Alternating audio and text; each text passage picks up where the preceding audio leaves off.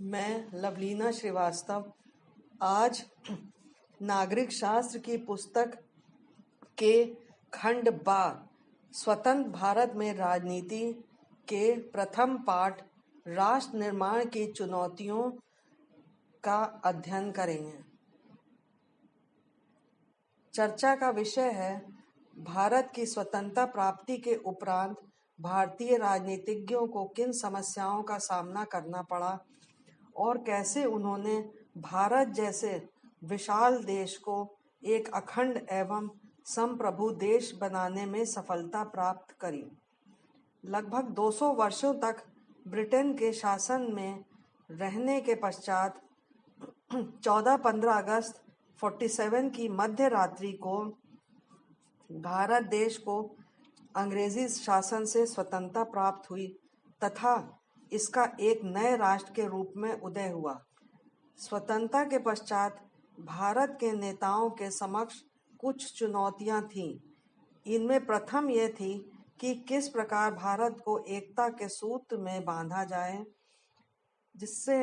जिसमें भारत समाज की सभी विविधताओं के लिए स्थान हो।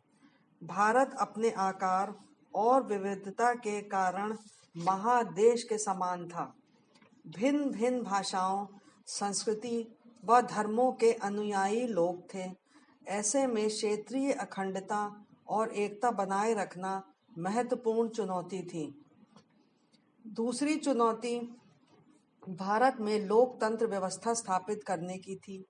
भारत स्वतंत्रता संग्राम के समय लोकतंत्र के प्रति पूर्णतः प्रतिबद्ध था।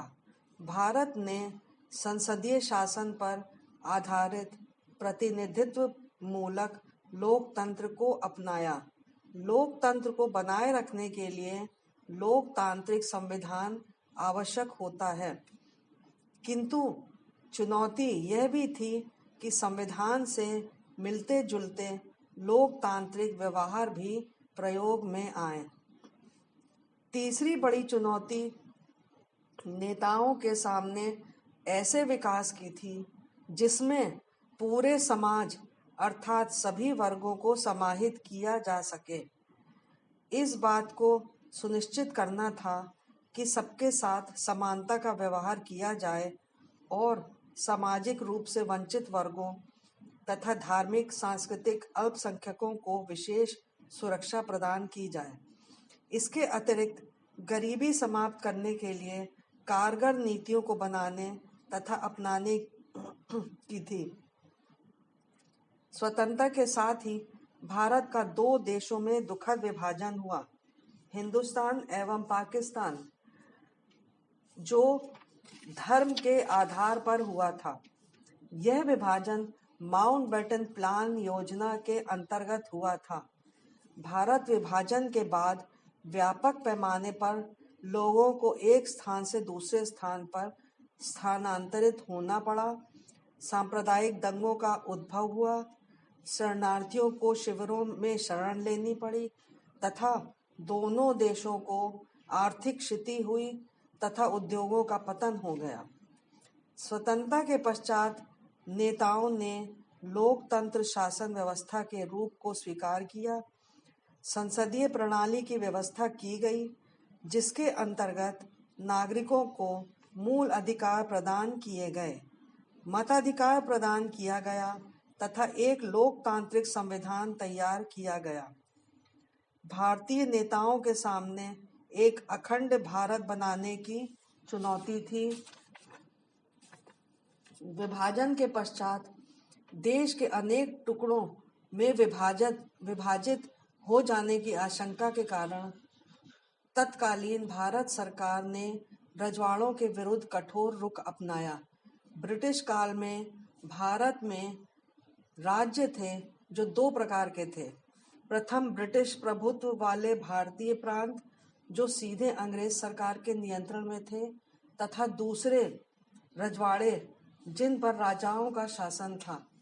इन रजवाड़ों ने ब्रिटिश कानून की अधीनता स्वीकार कर रखी थी तथा ये उसके अनुसार ही अपना राज्य चलाते थे।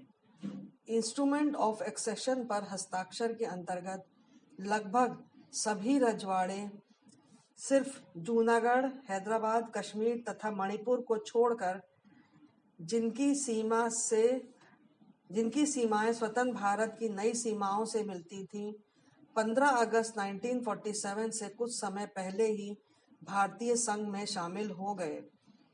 स्वतंत्रता से तुरंत पहले ब्रिटिश शासन द्वारा यह घोषणा की गई कि भारत के ब्रिटिश प्रभुत्व वाले हिस्सों के साथ साथ रजवाड़े भी स्वतंत्र हो जाएंगे, जिनकी संख्या 565 थी। तत्कालीन गृह मंत्री सरदार वल्लभ भाई पटेल ने रजवाड़ों के शासकों को भारत के साथ विलय के लिए समझाया। फलस्वरूप अधिकांश भारत में विलय को तैयार हो गए। इसके साथ ही राज्यों के पुनर्गठन का कार्य करना था। यह पुनर्गठन प्रशासनिक विभाजन का विषय नहीं था, बल्कि राज्यों की सीमाओं को इस प्रकार तय करना था कि देश की भाषाई और सांस्कृतिक बहुलता की झलक मिले तथा देश की अखंडता को कोई क्षति न हो। इस कार्य को करने के लिए एक संगठन राज्य पुनर्गठन आयोग 1953 में गठित किया गया। इस आयोग का कार्य राज्यों के सीमाओं के मामले पर विचार करना था। इस आयोग ने अपनी रिपोर्ट में स्वीकार किया कि राज्यों की सीमाओं का निर्धारण वहां बोली जाने वाली भाषा के आधार पर होना चाहिए। इस आयोग की रिपोर्ट के आधार पर वर्ष 1956 में राज्य पुनर्गठन अधिनियम पारित हुआ तथा इस अधिनियम के आधार पर 14 राज्य तथा 6 केंद्र शासित प्रदेश बनाए गए।